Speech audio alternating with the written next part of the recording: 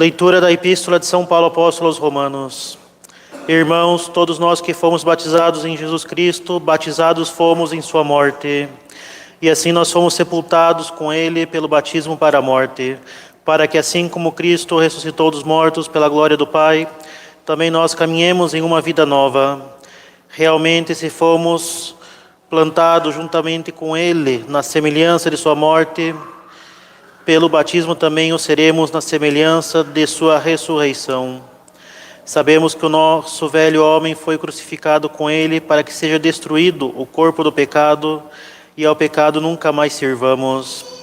O que está morto desse modo justificado está do pecado.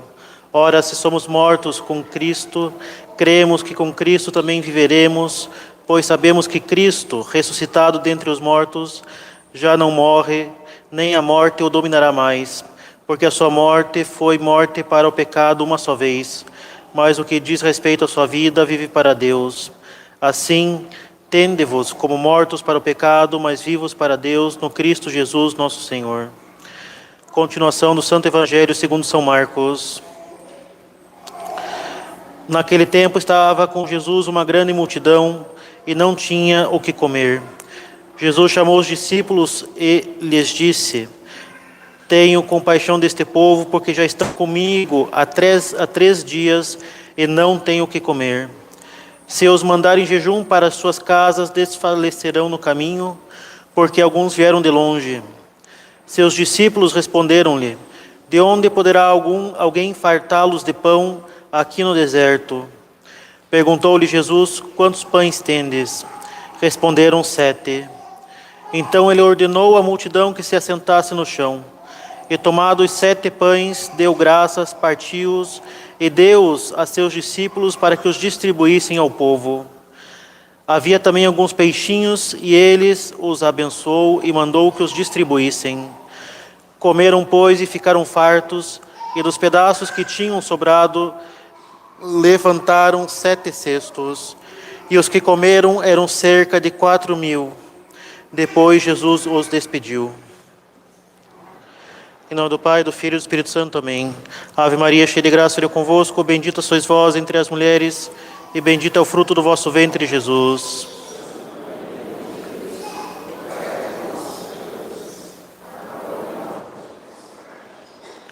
Ó Maria, concebida sem pecado, Nossa Senhora das Dores, podem se sentar.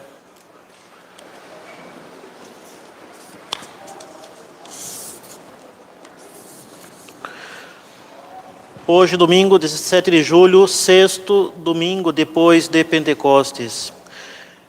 Haverá ainda missa solene às 9h30 da manhã, missa rezada às 17 horas e às 18h30, ofício do Rosário. Segunda-feira, São Camilo de Leles, confessor. Terça-feira, São Vicente de Paulo, confessor e padroeiro do seminário do IBP. Quarta-feira, São Jerônimo Emiliano, confessor. Quinta-feira, São Lourenço de Brindisi, confessor. Sexta-feira, Santa Maria Madalena, penitente. De segunda a sexta-feira, missa nos horários habituais, às 6h25 da manhã e às 18h30, sendo o terço rezado às 18 horas, com exceção de quinta-feira, que temos exposição e bênção do Santíssimo às 17h50. No sábado, missa rezada às 6h25 e 8h30 da manhã, festa de Santo Apolinário, Bispo e Mártir. Próximo domingo, dia 24 de julho, sétimo domingo depois de Pentecostes, missas nos horários habituais de domingo, às 7h30 da manhã, às 9h30 da manhã, às 17 horas, e ofício do Rosário às 18h30. Lembrando ainda que após as missas de hoje, faremos a imposição do escapulário de Nossa Senhora do Carmo. Então, quem quiser receber a imposição do escapulário, basta se aproximar dos primeiros bancos após esta Santa Missa.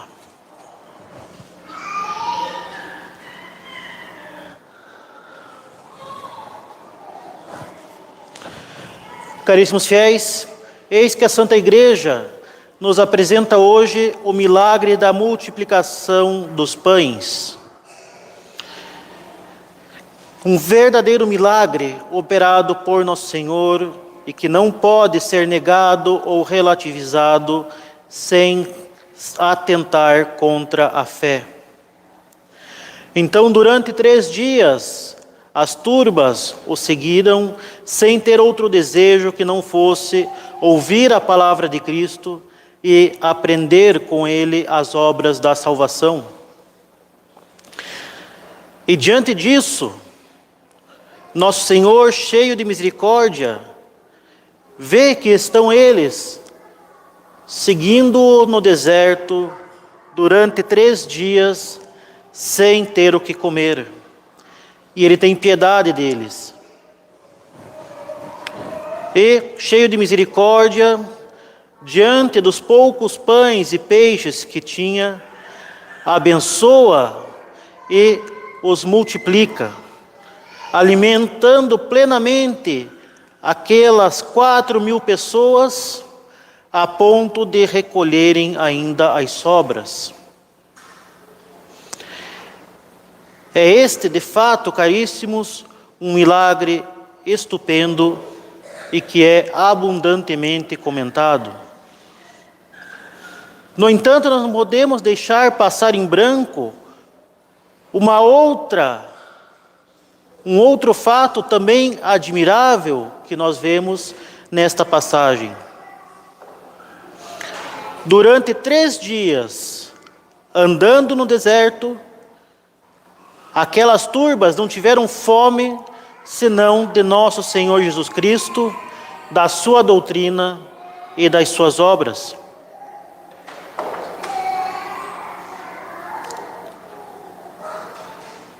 Eles seguiram nosso Senhor sem ter o que comer e não se ausentaram. Inclusive, a preocupação de Nosso Senhor era de despedi-los, de mandar eles embora. Nosso Senhor vê que eles se ausentariam de sua presença somente se Ele assim pedisse.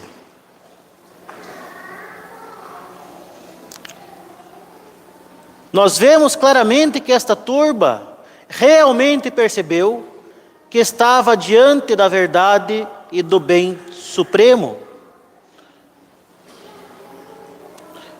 colocando em Nosso Senhor o seu fim último, com uma grande generosidade. Eles viram justamente qual era o bem maior pelo qual deveriam se sacrificar para ter a verdadeira felicidade e o verdadeiro conforto. E o que nós temos hoje em nossa sociedade moderna e apóstata é justamente o oposto. Só se busca fugir da realidade. E busca essa que, ao invés de trazer felicidade e conforto, traz somente ainda mais angústia e desespero, já que nada desse mundo pode saciar a nossa sede de felicidade eterna. Aquela turba suportou o deserto sem ter o que comer, justamente para seguir a Cristo, e é justamente seguindo a Cristo que eles foram confortados e sustentados, até mesmo no pão material. Enquanto que os ímpios desta sociedade apóstata em que vivemos buscam satisfazer os seus desejos de prazer e riquezas, ilusões, e só caem ainda numa maior angústia e desespero.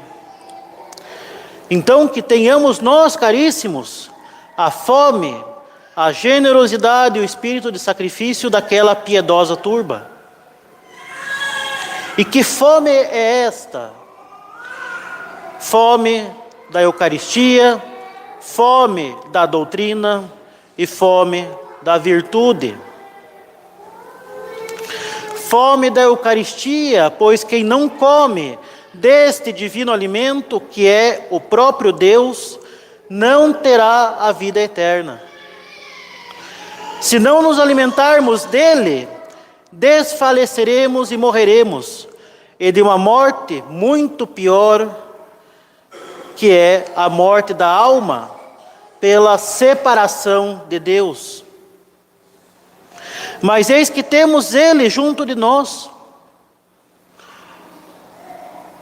Ele se dá a nós e permanece conosco aqui no sacrário, para ser adorado, para nos confortar e para nos alimentar.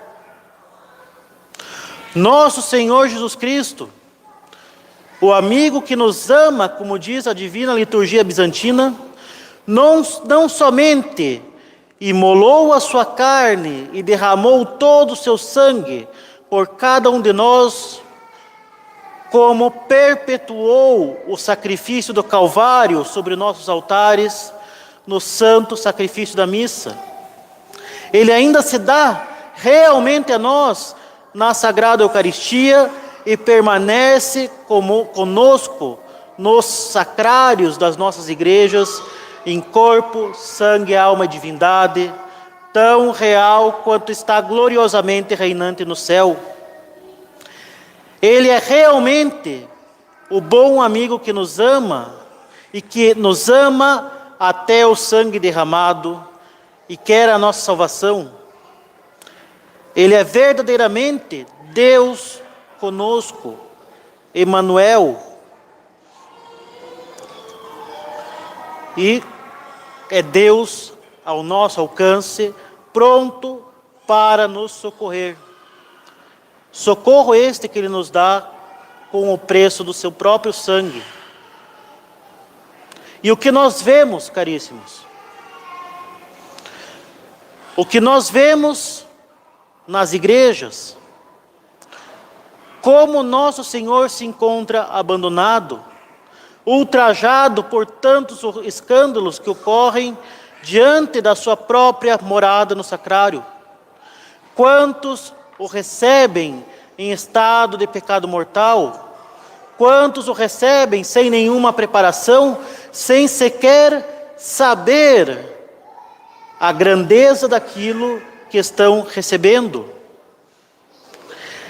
E não pensemos que estas queixas não se aplicam a nós.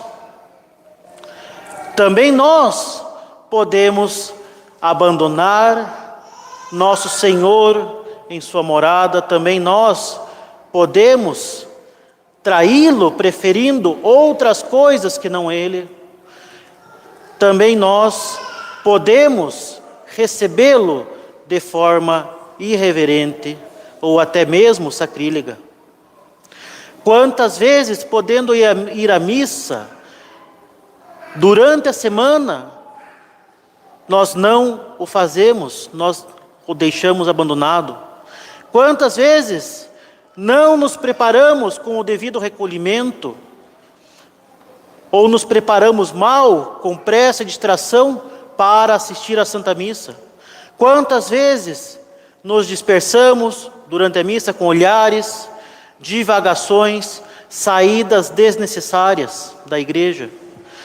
Quantas vezes apressamos a ação de graças após a missa, mais preocupados com a prosa do lado de fora da igreja, ou então em chegar mais rápido em casa. Quantas vezes deixamos de adorar nosso Senhor, visitar o Santíssimo, aproveitar as adorações e bênçãos do Santíssimo, podendo fazê-lo. Caríssimos, questionemo-nos, se não tivermos mais uma verdadeira fome do pão vivo descido do céu, como poderemos viver? como poderá permanecer viva a nossa alma? Se não tivermos mais o desejo de estar junto daquele que mais nos ama e que derramou o seu sangue por nós, como poderemos permanecer com Ele a eternidade? Em seguida, caríssimos, tenhamos fome da doutrina de Cristo, uma vez que nem só do pão material vive o homem, mas sobretudo de toda a palavra que vem da boca de Deus. É essa santa doutrina que nos mostra qual o caminho e quais são as obras da salvação. Sem ela, não sabemos o que buscar, nem como buscar. É a doutrina católica absolutamente necessária para que a nossa alma não morra.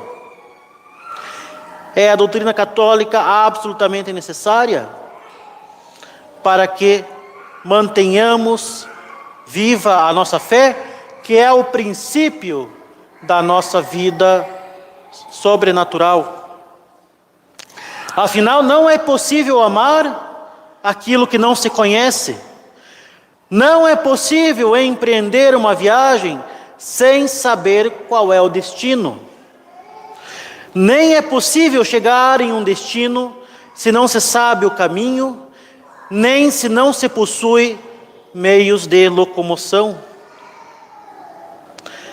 A nossa busca constante de conhecer mais a Deus e a sua santa doutrina é absolutamente necessária para conservar em nós a fé e, portanto, absolutamente necessária para que agrademos a Deus e salvemos as nossas almas. A busca da santa doutrina é também necessária para fortalecer a nossa vontade no bem. Se não temos noção do bem soberano que buscamos, que é a nossa salvação eterna, e do mal terrível que evitamos, que são os sofrimentos eternos do inferno, como iremos estar dispostos ao sacrifício, à prática das boas obras, à renúncia de si mesmo e à mortificação? Se nós não temos noção de que nós estamos preparando a nossa eternidade no céu, como é que nós vamos estar dispostos aos esforços necessários e a suportar as cruzes da nossa vida? É impossível. Seria irracional e um verdadeiro masoquismo sofrer por sofrer sem saber para quê. Nós não somos masoquistas. Nós estamos dispostos ao sacrifício em virtude do bem soberano que buscamos e também em virtude da certeza da consolação que nós temos em Cristo nosso Senhor, já nesta vida.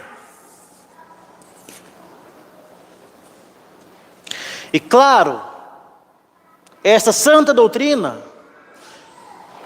nos deve ser dada pela Santa Romana Igreja, a quem Deus entregou o depósito da fé e através dos seus ministros, por meio do sacerdócio católico. Donde a tão necessária docilidade em receber a formação daqueles que para isto dedicaram a sua vida e que receberam as graças do estado sacerdotal. Devemos fugir desse terrível e fatal erro de se achar autossuficiente na própria formação, de preferir as próprias posições, de querer guiar a si mesmo, de se deixar levar por querelas e curiosidades que estão além da capacidade e competência de um fiel, e que nada mais é que um orgulho diabólico que leva à destruição da inteligência e à ruína da alma. Por fim, caríssimos, tenhamos fome da virtude, pois que é pela nossa união à cruz de Cristo, pelas boas obras, pelo crescimento na virtude, pela nossa correspondência à graça, que nós cresceremos na santidade e na caridade e granjearemos méritos para a eternidade. Como bem disse Santa Teresa d'Ávila, quem não avança na vida espiritual, recua. Nós não podemos simplesmente permanecer em estado de graça. Isso não basta. Nós temos de crescer na santidade e na caridade pelo crescimento nas virtudes. E nós cresceremos nas virtudes pela prática de boas obras realizadas por caridade, por amor a Deus. Com efeito, caríssimos, temos de reproduzir em nós as perfeições divinas como bons filhos que somos de Deus. E como nós reproduzimos as perfeições divinas em nós? Nós reproduzimos as perfeições divinas em nós pela imitação de nosso Senhor Jesus Cristo. É Ele quem nos revela as perfeições de Deus e as coloca ao nosso alcance. Não é possível permanecer na covarde mediocridade de simplesmente fazer o mínimo para se manter em estado de graça. Assim como não é possível, seria estúpido e irracional que alguém, para não cair num desfiladeiro, se contente em permanecer na beira dele. Um desequilíbrio, um passo em falso, um vento mais forte e cai e morre. Repito, não é possível permanecer na covarde mediocridade de simplesmente fazer o mínimo para se manter em estado de graça. O fato é, caríssimos, e guardem bem isso, o mínimo para se manter em estado de graça já é o suficiente para cair no pecado mortal. Nós devemos efetivamente cooperar por meio de boas obras, por meio do crescimento na virtude. Devemos cooperar com boas obras e crescimento na virtude com as graças que Deus nos concede e não desperdiçá-las.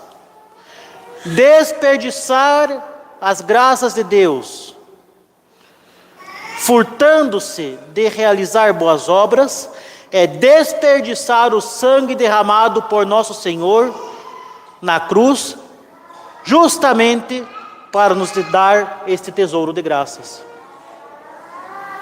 Se a graça não produz frutos em nós, ela se esvai e morre, assim como um membro que não é exercitado, ou que é minimamente exercitado, acaba por atrofiar. Como dizia Santa Teresa, as suas freiras sejam homens. Tenhamos, caríssimos, todos nós, inclusive as mulheres, esta santa virilidade, esse espírito de sacrifício e de generosidade em buscar algo que não é secundário, mas que é aquilo que é de mais importante e relevante para nós, que é justamente o sentido da nossa existência, que é a eternidade, por meio de boas obras que nos fazem crescer na virtude e na santidade, que nos fazem nos unir à cruz de nosso Senhor e que nos valem méritos preciosos para a nossa eternidade. E assim, caríssimos, alimentados pela Eucaristia, pela santa doutrina e pela virtude, teremos o sustento e o conforto necessário para suportar as cruzes deste deserto que é a nossa vida, para que possamos, sustentados por nosso Senhor, retornar para a nossa verdadeira pátria, que é o céu. E assim, alimentados por Cristo, pela sua doutrina e pela prática das virtudes, teremos já nesta vida o início do céu, com o consolo e a felicidade que a graça nos traz. Imitemos as turbas, caríssimos. Busquemos Cristo, busquemos a sua doutrina e busquemos as obras que Ele nos ensina. E toda consolação, toda felicidade e até mesmo o pão material há de nos ser dado em acréscimo por Cristo nosso Senhor. Louvado seja o nosso Senhor Jesus Cristo. Em nome do Pai, do Filho e do Espírito Santo. Amém.